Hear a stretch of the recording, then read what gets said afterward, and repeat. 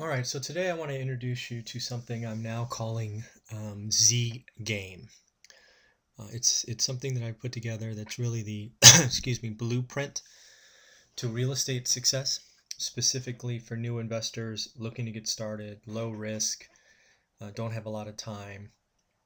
That's what the Z game is for. And this really came after multiple conversations with new investors who are taking that first step. I think I needed to kind of visualize the game that the game board that I'm asking them to play, and I'm suggesting they play. So that's where this really came from. I really do believe this holds the secret to success, and it's a simple success for those busy professionals who have more cash than time. So let's just talk about what this.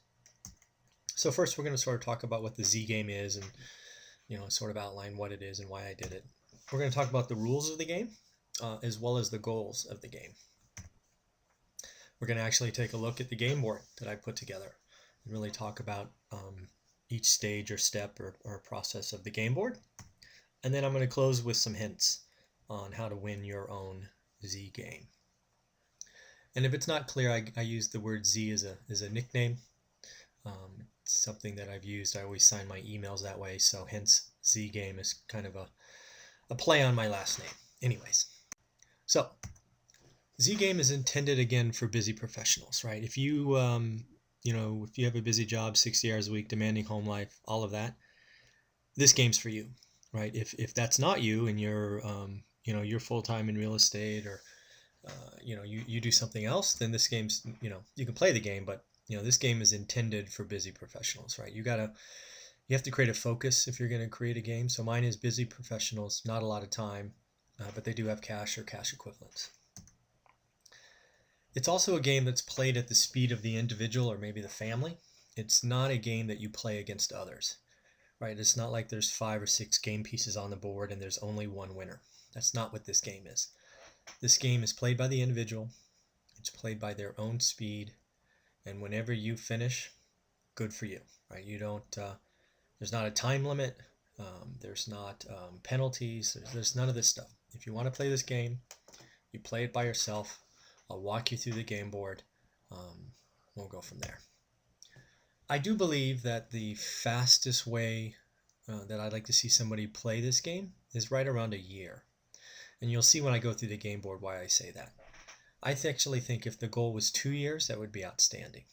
However, I do believe some people will take 4 or 8 years.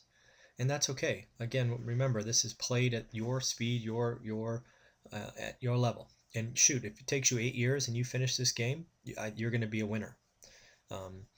You are going to be in a great spot, even if it takes you 8 years. You'll see the multi-step game board here in a minute. The goal of the game is to simply get around it 4 times. I'm really focused on the idea if we can get individuals, new investors, as I'm targeting, that are busy professionals. If they can lap this board 4 times, they're going to be in a much better financial position later in life. The first goal is 4. If you do that, you've won. Then if you decide to take what you've learned and do more, great, good on you. But if you're done at 4, again, that's 100% okay. And again, remember as you watch this game board what we're trying to do here, right? Because you can't be all things to all people. This game is meant to be very low risk. It is meant to be not time consuming. It's meant to win and improve your financial lives dramatically in the future. You'll see some benefits today, but as you go forward, debt gets paid down, inflation comes, your financial future will be much better off than just holding cash, for example. Okay, so the goal is really simple, right? There's only one goal. Complete the board game or complete the loop 4 times. If you do that, you win. It's that simple. Again, the rules are pretty simple. Every player plays at their own speed. Players must follow the steps. As you'll see, I think there's 5 steps. Don't try to shortcut them. Don't try to skip from step 1 to step 3 just because you're smart or different or whatever. If you do that, you're not playing my game, and bad stuff could happen.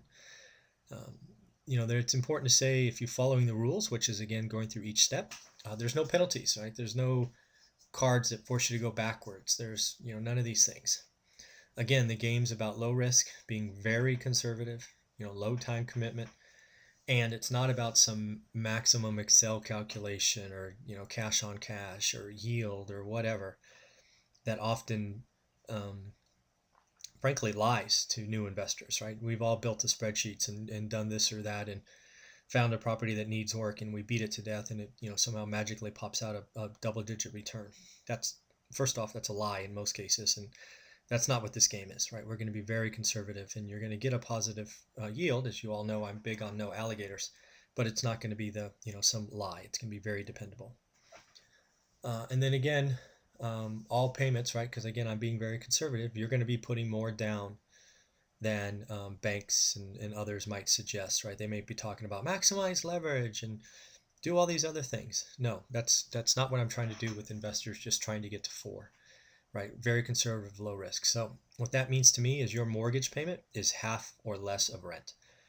If the rent's 1,000, your mortgage payment can't be more than 500. It can be less, but it can't be more, right? That's what I mean by very conservative, low risk. So you'd have to put whatever you have to put down based on the interest rate that you're getting, that's what you put down. If it's 33%, so be it. If it's 41.5%, so be it. Whatever it is, you're going to be putting enough down because again, who I'm talking to with this game is people who have busy jobs and they want to set it and forget it kind of rentals.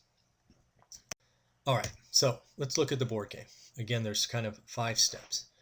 So it all starts somewhere, and this is with reviewing what you have. It's understanding your cash position. It's going to a bank and getting pre-approved. It's understanding what your market is and who you want to work with. If you're in the Fresno market, I'd hope or if in California you might want to work with me. That's totally fine.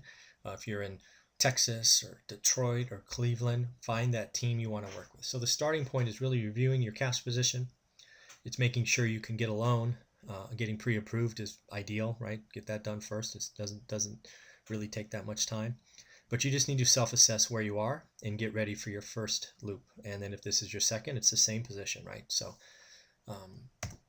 next, I'm a big believer that the people that I'm talking to with the Z game is you need to be buying what I now call pride of ownership rentals that are already leased.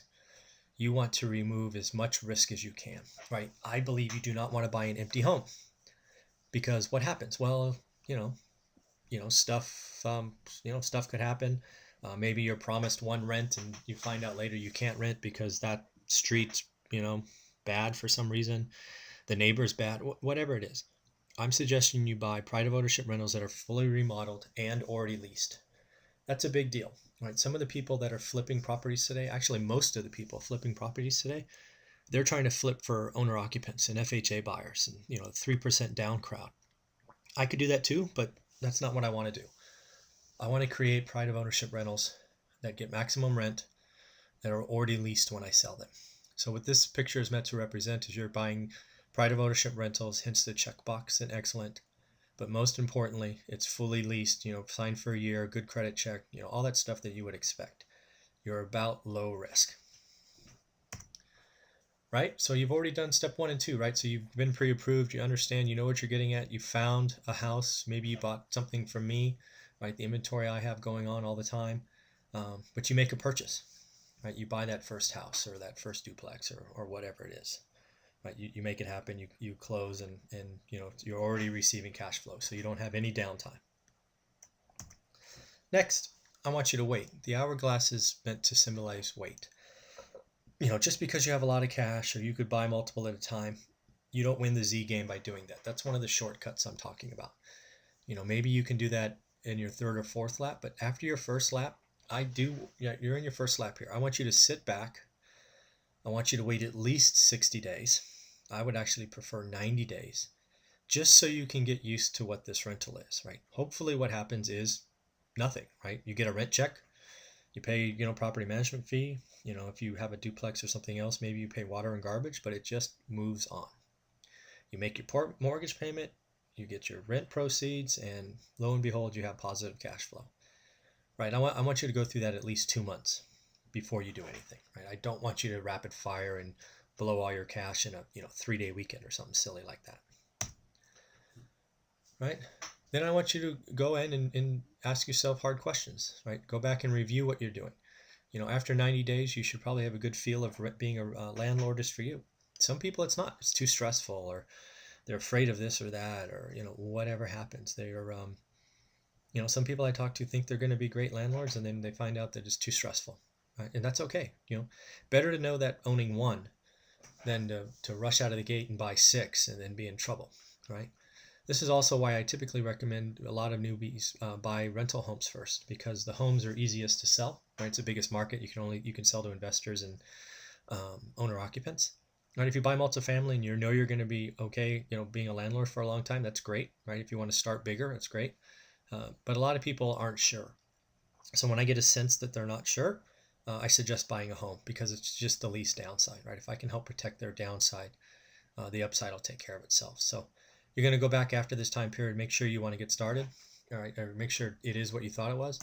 And then you're going to do it again, right? You're going to get pre-approved for a second loan. You're going to make sure your cash is ready, and the process continues, right? So again, each of these steps, you take your own time. Some could be shorter than the other.